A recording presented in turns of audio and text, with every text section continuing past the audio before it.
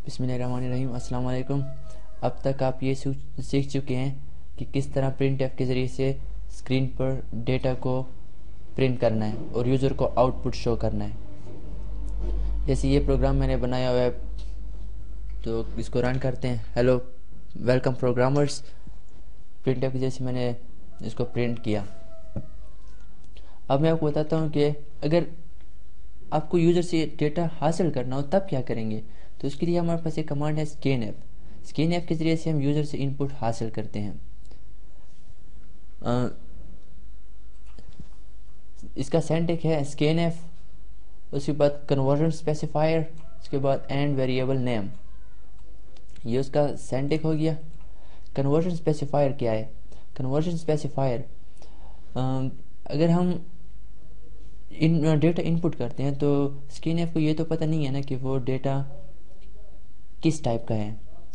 तो conversion specifier में हम उसका टाइप देते हैं कि जो डेटा हम इनपुट कर रहे हैं स्कैन ऐप उसे इस डेटा टाइप में कन्वर्ट कर दे, जैसे %d या %f या %c फॉर करेक्टर्स के लिए। Address operator.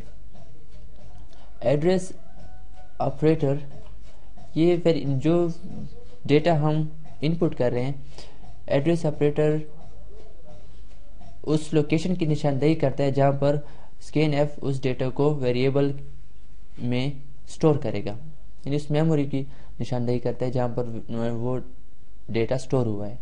वेरिएबल नेम उस वेरिएबल का नाम जिसमें हम वो डेटा स्टोर करना चाहते हैं।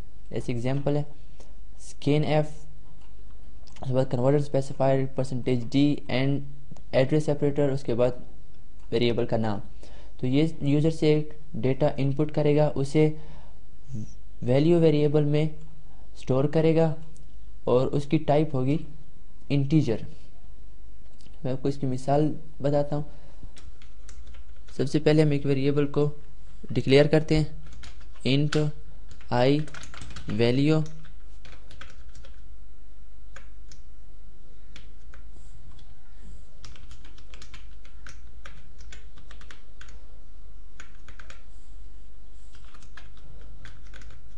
उसके बाद हम स्कैन ऐप के ज़रिए से यूज़र से डेटा इनपुट लेते हैं,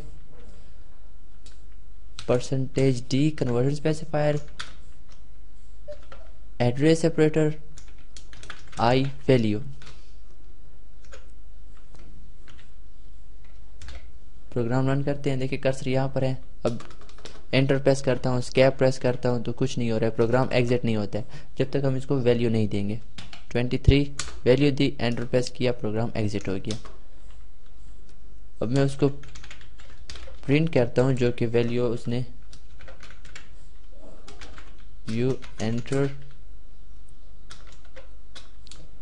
%d I value, control F9, 23 you enter 23।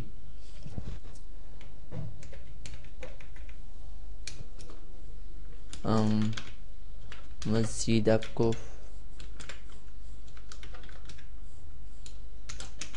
Enter value, control F9 enter value, you enter. ये था स्कैन ऐप को इस्तेमाल करने का तरीका और उसे के ज़रिए से वैल्यू हासिल करने का तरीका। अच्छा, दूसरे मैंने आपको बताया था अगर आप ये ना दें ये एड्रेस ऑपरेटर तो क्या होगा। तो ये होगा कि जो वैल्यू हमने नई प्रिंट की है, स्टोर की है, ये उसकी तरह निशानदेही नहीं करेगा बल्कि एक रैंडम वैल्यू जो कि उसने खुद जनरेट की है ये उसकी तरह निशानदेही कर रहा है। जैसे मैं यहाँ पर आई वैल्यू को I value is equal to 500,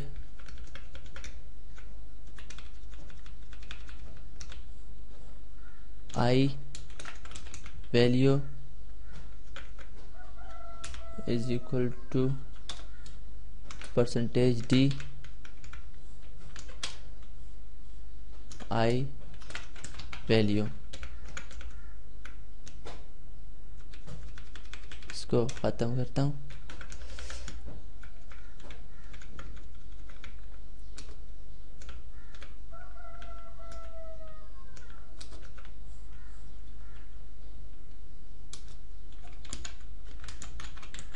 printf enter new I value।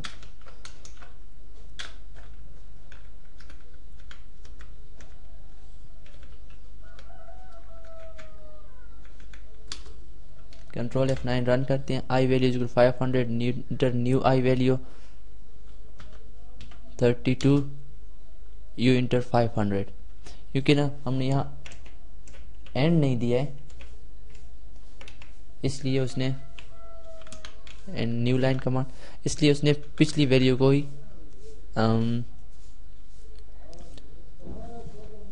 Print किया है।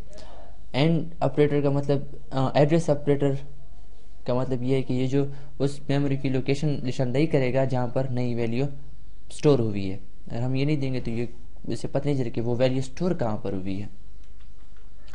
तो एड्रेस ऑपरेटर के जरिए से इसे पता होता है प्रोग्राम को कि वो वैल्यू कहाँ पर स्टोर हुई थी। अब अगर मैं इसको एड्रेस ऑपरेटर दे देता हूँ, अब रन करते हैं।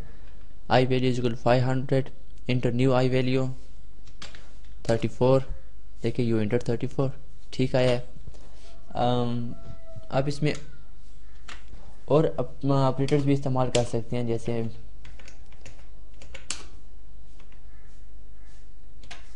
No 4 character type variable c name, मैंने वेरिएबल को डिक्लेयर किया सी नेम। उसके बाद मैंने स्कैनएफ के ज़रिए से सी नेम के लिए वैल्यू हासिल की है। उसके बाद मैंने इसको दोबारा प्रिंट की है। देखिए, है welcome programmer c d, you enter d. तो जिस वेरिएबल को आपने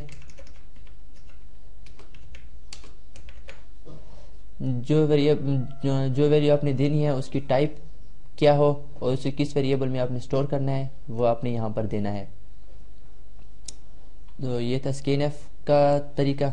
अगर आप कोई चीज़ कहीं पर समझ ना आई हो तो कमेंट्स करें ताकि मैं आपको बता सकूं,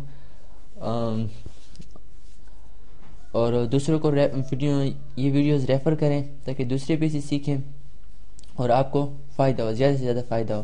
क्योंकि अगर दूसरे सीखेंगे तो ज़्यादा सीखने वाले होंगे, जब ज़्यादा सीखने वाले होंगे तो आपकी हेल्प करने वाले भी ज़्यादा होंगे। तो और सब्सक्राइब करना मत भूलिएगा। खुदा हाफिज़।